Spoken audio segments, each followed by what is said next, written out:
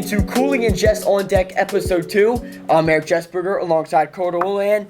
And if you haven't already, we urge you guys to check out Episode 1 of the series, where Carter and I discussed a preview to the football squad getting their season started last Friday night against the Chamonix at Crawford Stadium, and also mentioned and took a look at the soccer squads getting their season started as we get prepared for the fall seasons underway. And once again, this is the spin-off series to North Penn's Natus Emmy Award-winning television program, Under the Helmet. And for this series, with the Cooli and Jess on deck here, Episode 2, we are looking to once again talk about and highlight some of the fall sports seasons getting underway with a look at player quotes, player interviews, some highlights and recaps of the previous week's matchups and what's next and up to coming. Indeed. So for today, we're going to kick off with our only team getting started last week with their Friday night matchup and their start to the season, the North Penn football squad. And Carter, what are your biggest takeaways from the Week 1 victory at Crawford Stadium, a final score of 55-34? Just before I answer this question, disclaimer, we will not be talking about Colby Barrow in this episode. A little bit of the Colby show last week. We're going to focus more on the team this time and definitely give you guys a look at the team overall and the recap of the Week 1 matchup. But yeah, they had a fantastic game. You know, anytime you can put up 55 points in a football game, you know the offense was thriving. The ground game was worked tremendously, as well as the passing game. It just seemed like everything was clicking. A couple of the younger guys stepped up and had big nights. Ken also had a big night before he got injured. Hopefully he'll be back for next week. I assume he will be. But just a great overall performance by the boys.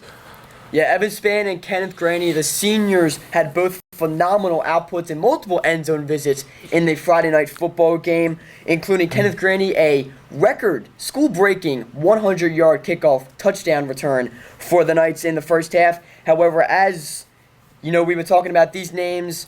I know you have one name in particular that stepped up even more, and that is Kalani Eaton. Kalani Eaton, what a beast. He was a tremendous performance. I know. I didn't expect that from him first week coming up as a sophomore. But wow, he really surprised and impressed a lot of people out there. I can't wait to see what he has in store for week 2. Over 250 rushing yards, including the big momentum shift in the first half with that 80-yard rush to get all the way down to the 2-yard line. Definitely getting to call that game up in the booth for play-by-play, along with Prasham Jobapucha color commentating. It was an ecstatic crowd once Kalani Eaton was able to break free with that run. Yeah. And with his end zone visits, he definitely capped off that dominating second half performance by the Knights to propel them to that 55-34 final score in Week 1. So a very impressive Week 1 impact from the sophomore Kalani. And overall, for more highlights and a full recap on the Friday night football game between the Knights and the Chamonix Redskins, check out Prasham Jobapucha's article on the Night Crier site or the full game broadcast with Prasham and I calling the action on North Penn Television's YouTube channel in the links above. So with Week 2 up and coming, as the Knights will get set to host LaSalle Friday night at Crawford Stadium, we have our first student-submitted question on the show for our series, Cooli and Jess on Deck, and it comes from Sam Coleman, one of the football managers for the football team this year, and she wants to know our score prediction for the Friday night football game. Carter, what are your thoughts on the game, and what is your answer to Sam Coleman's question? With the excellent offensive performance by the Knights, I think they're going to have another high-scoring game. I think they will score 27 points and allow 21 points. So the Knights with another win. I believe it's going to be a closer game, but I don't think LaSalle will be able to take control of the game at all. I'm going to go with a different route. LaSalle coming off of a Week 1 victory as well against Emotep. However, that was a closer game regarding score. It took a little late for a key name we're going to probably mention plenty of times Friday night. Ryan Savages, who was able to step up for the Explorers and cap off that game. However, I think with the offensive show-off performance, honestly, is a great way to put it, for the Knights with 55 total points led by Colby Barrow as quarterback. And you had a mix of R.J. McNamara, Evan Spann, Kalani Eaton, as we mentioned, Kenneth Graney making end zone appearances. I think that the Knights will continue that drive and put up another offensive dominance. I'm going to go with more of a 35-17 score. That's bold. I believe that I believe bold. that LaSalle, they'll find their ways through the cracks of the defense, but I think ultimately, especially in the second half, it'll be a different story from LaSalle able to propel in the second half. Last week against Emotep, I think the Knights will lock it down. So I'm going with the 35-17 final score. Colby Barrow with plenty more passing touchdowns as well as plenty more end zone visits. Possibly for the sophomore, the underclassman, Kalani Ian. Yeah. So we're looking to mention him more in that broadcast Friday night. So once again, shout out to the Knights football squad as they'll be set to host the LaSalle Explorers Friday night at 7 o'clock home at Crawford Stadium. And I know some other teams are already ramping up and getting ready to start their season. Carter, what teams are getting going Friday night, and what other teams should the fans and students make their way out to see? Well, the boys soccer team's season opener is at Hatboro Horsham, 10 o'clock. Come out to that game if you would like to. It'll be a good game. And also, I believe the field hockey team, their game will be televised against Methacton on ABC. I believe their game is at 1:45 or 2:45. So tune into ABC, watch that. It'll be a fun game, and cheer on for the Lady Knights. Definitely going to be great footage, and definitely looking forward to that game, as we'll definitely be tuning in and checking it out, and possibly follow that up in the next episode of Cooli and Jess on Deck, where you guys can catch the recap of that game, both for the boys soccer squad and also for the girls field hockey game. And also staying on the note of the girls field hockey team, where they already have some victories under the belt, they already have some scrimmages and getting their season ramped up, preparing for that game coming up soon, which will be on ABC. And today, we have a special guest. We have our first on-air guest star for the Cooli and Jess on Deck series. We have senior Jillian Lampatak on air ready to join us today. Hey guys, thanks for having me. Of course. How are you doing today, Jillian? I'm well, how are you? Doing pretty good. Better. I know episode 2 already in the works. I'm Yes. sure it's awesome having a field hockey star like yourself on air for Yep. us today. And as we get going here with this season coming up, we just have a couple questions. And regarding last season, you guys finished 6-11-1. What's the vibe going into this season? And who are, as the seniors, are looking to try and step up this year?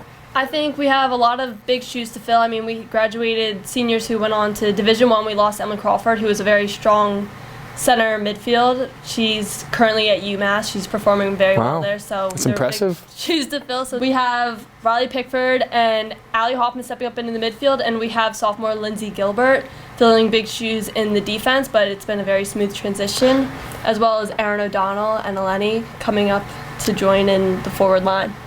Yeah, that sounds great to hear, especially with all these underclassmen stepping up Yeah. with some of the big shoes, as you mentioned, you're Yeah. going to be losing. And for this year, the underclassmen are going to be looking very well here in the early parts of the season. And for the second student-submitted question on our show, and especially today, Anissa Gardizi, who was a North Penn graduate, even a field hockey member in her time at the high school here at North Penn, she wants to know what are the underclassmen that are going to be stepping up, looking to fill in those big shoes, and who have you seen already kind of showcase their abilities here in the early parts of the season? Well, first off, hi Anissa.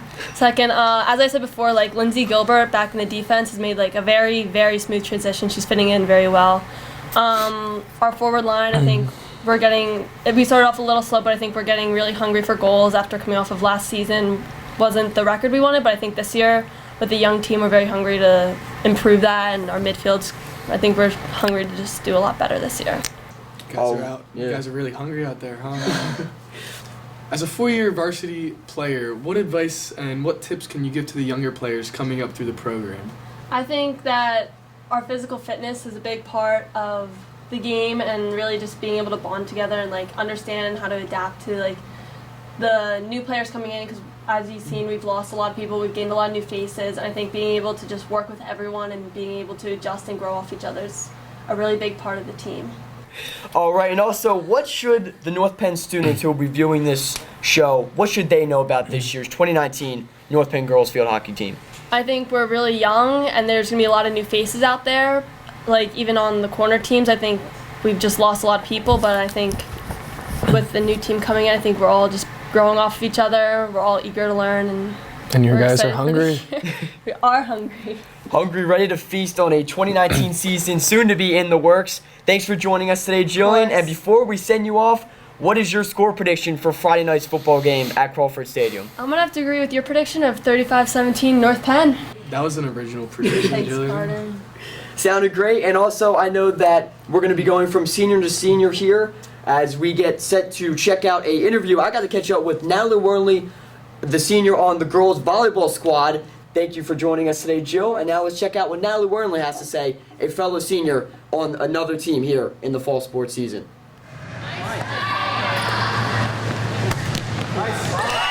So far, I think the team has been jiving really well. There's a lot of new people, most of the people are freshmen, so it is a new atmosphere, new territory, but it's working out really well. It's really interesting to see how it's playing out. Probably our goal is to make districts and playoffs again like last year. It's a whole new team, so to get that chemistry back would be great, but that is definitely our goal, and our practices are showing that it's completely possible. And it's going to be a great season, and everybody should be coming out and participating in the theme days, of course, so go Knights.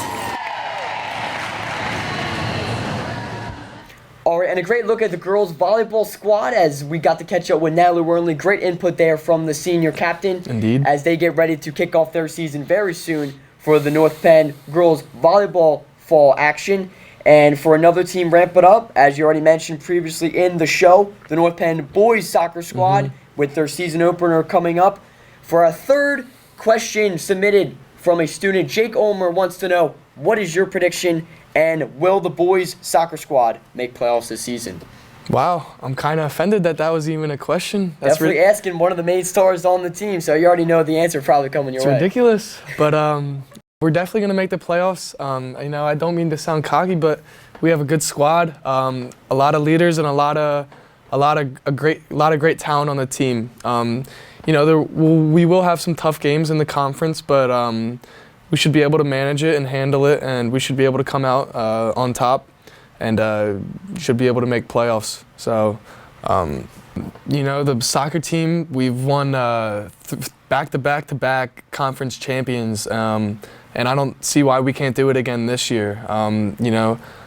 A lot of people thought last year was the best team, the best shot we were going to have to make it far in the States, but unfortunately it didn't work out. But, there's something about the team this year that's different. Like I said, the leaders on the team, the coaching, just the overall chemistry of the team, it really helps. And for those wondering, why this year is going to be different than last year, there's not really any proof that it's going to be different. You're going to have to take my word on it, but with the leaders, like I said, that we have this year, and with the young talent and the young core we have on this team, and even the chemistry, everyone gets along like family, and I think it'll be a great season. And I definitely already see that chemistry showcased, as we have some clips here of the car wash you guys had already getting wrap up your season. Carter getting in on the action with Colin Staub, going hand in hand, watching some cars. And even Mike Chafee showing off a little bit of action there, as the chicks definitely probably made their way out seeing this post, getting ready to get their season and support the North Penn guys soccer squad. Unfortunately, Eric, I'm going to have to head out of here. Boys soccer has a scrimmage at O&J today, but I'm sure you're going to do a fine job wrapping this up yourself. Yeah, doing both on the action, on the field, on the turf, and then in the studio recapping some of the shows. So we're going to let you get going and get ready to kick some butt out there and bring home another North Penn W here.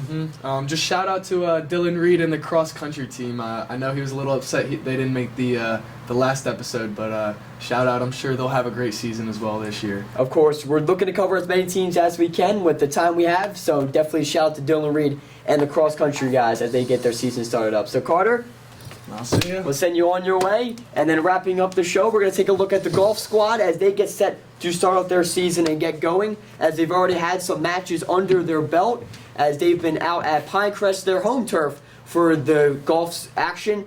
And we got to catch up with Carter Leibowitz. And actually, Carter will be joining us on our next show, episode 3, as we'll take a look at some of the action he, the lone senior, will be looking to bring to the golf squad, and also an underclassman who will be guest starring as well with Carter Leibowitz. So I know, looking at their last season, they're building off of a 2-3 record so far in the 2019 season.